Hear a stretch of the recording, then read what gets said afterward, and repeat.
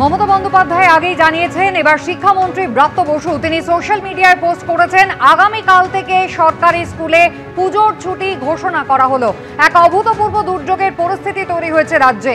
24 এবং 25শে সেপ্টেম্বর সমস্ত স্কুল এবং উচ্চশিক্ষা প্রতিষ্ঠানগুলি বন্ধ রাখার সিদ্ধান্ত নেওয়া হচ্ছে।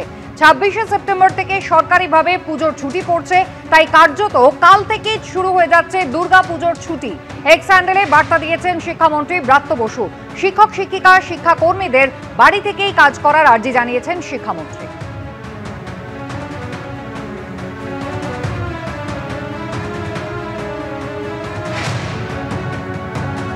এদিকে কলকাতা বিশ্ববিদ্যালয়ের পর এবার যাদবপুর বিশ্ববিদ্যালয়ে বাতিল হলো পরীক্ষা। দুর্যোগের জেরে আজকের সমস্ত পরীক্ষা বাতিল হয়েছে।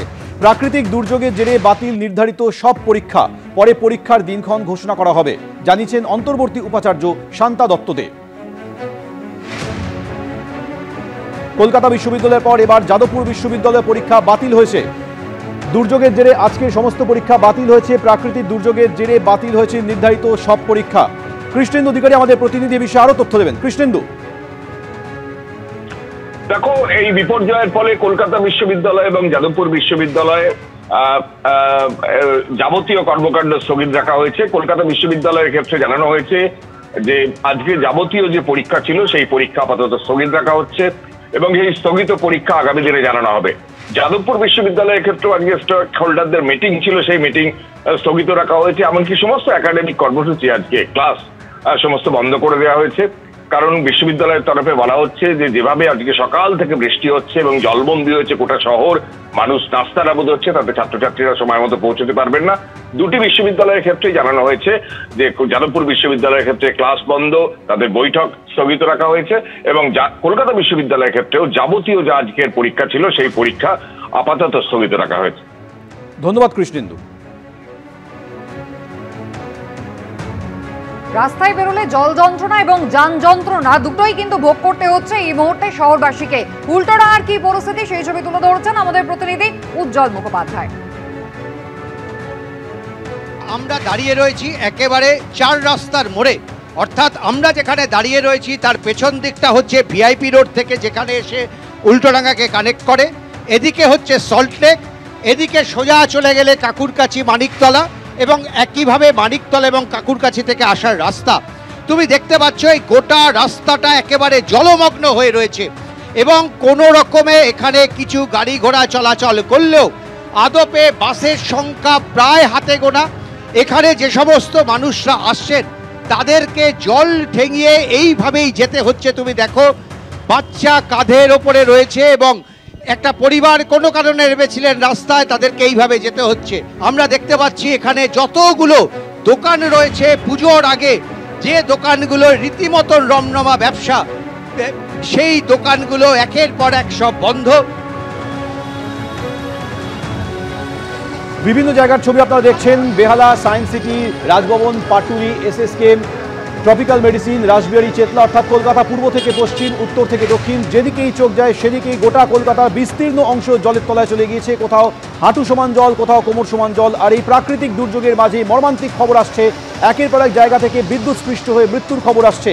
কলকাতায় 8 জনের মৃত্যু হয়েছে, শাসনে 1 জনের মৃত্যু হয়েছে, বিষ্ণুপুরে 1 জনের মৃত্যু হয়েছে, মোট 10 জনের মৃত্যুর খবর এসছে। ইতিমধ্যে আপনারা জানেন যে মুখ্যমন্ত্রী মমতা বন্দ্যোপাধ্যায় সরকারি স্কুলগুলিতে ছুটির কথা ঘোষণা করেছেন, কিন্তু গতকাল সারা রাত ধরে যে দুর্যোগ হয়েছে, টানা বৃষ্টি হয়েছে, তার জেরে গোটা কলকাতা বিপর্যস্ত হয়ে পড়েছে। একদিকে জল যন্ত্রণা, অন্যদিকে যান যন্ত্রণা, সব মিলিয়ে চূড়ান্ত নাকাল হচ্ছেন শহরবাসী। কালিকাপুর মোড় যেখানে আজকে বিদ্যুৎস্পৃষ্ট হয়ে মৃত্যুর ঘটনা ঘটেছে, এখনো পর্যন্ত শহরে মোট 8 জনের মৃত্যু এবং রাজ্য জুড়ে মোট 10 জনের মৃত্যু হচ্ছে বিদ্যুৎস্পৃষ্ট হয়ে। কালিকাপুর মোড় যেখানে একজন সাইকেল আরোহী বিদ্যুৎস্পৃষ্ট হয়ে তার মৃত্যু হয় আজ সকালে।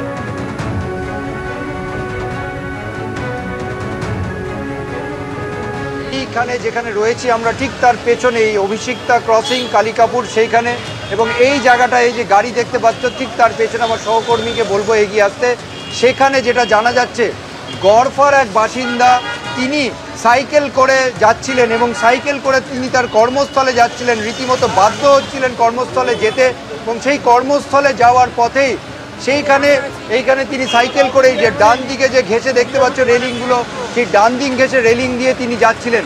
প্রত্যক্ষদর্শীদের বক্তব্য যে তিনি এগোতে গিয়ে আচমকা তারপর পড়ে যান। তারা বুঝতে পারেননি কী জন্যে পড়ে যান, তারা এগিয়ে যান এবং এগিয়ে যাওয়ার সময় তারা বুঝতে পারেন যে জলে তারা যে বিদ্যুৎ প্রবাহ আছে সেটা বুঝতে পারেন এবং তারা এগোন না। কিন্তু প্রায় মিনিট 20 সেই ব্যক্তি এইখানে পড়ে থাকে, যেখানে সাইকেলটা পড়ে আছে দেখতে পাচ্ছ, আমার সহকর্মী দীপ্ত দেখাচ্ছে সেই জায়গাটা। এবং এইখানে তিনি পড়ে থাকার পর যারা প্রত্যক্ষদর্শী তাদের বক্তব্য যে এলাকায় যে মণ্ডপের যে বাঁশ আছে সেই বাঁশগুলো দিয়ে তাকে ফেলে উদ্ধার করা হয়, তাকে নিয়ে আসা হয় পাশে আরেকটি জায়গায় এবং সেখানে নিয়ে গিয়ে তার যে পরিচয় এবং তার অন্যান্য যে জিনিসপত্র সেগুলো দেখা হয়। দেখার পরে তার বাড়িতে জানানো হয়, পুলিশকে জানানো হয়। প্রায় আধ ঘন্টা পর পুলিশের পরিস্থিতির পক্ষে থেকে এসে তাকে উদ্ধার করা হয়। এখানে বিদ্যুৎ সংযোগ বিচ্ছিন্ন করা হয়, তবে পুরো জায়গায় বিদ্যুৎ সংযোগ এখনও বিচ্ছিন্ন নয়, তেমনই স্থানীয় যারা পুলিশের এখানে যারা আধিকারিক আছে তারা বলছেন। এবং দেখতে পাচ্ছ দৃশ্যটা এখানে, এই যে এখানে কর্ডন অফ করা হয়েছে, সেই কর্ডন অফ করার জন্যে এখানে যানবাহন চলাচল বিঘ্ন ঘটছে।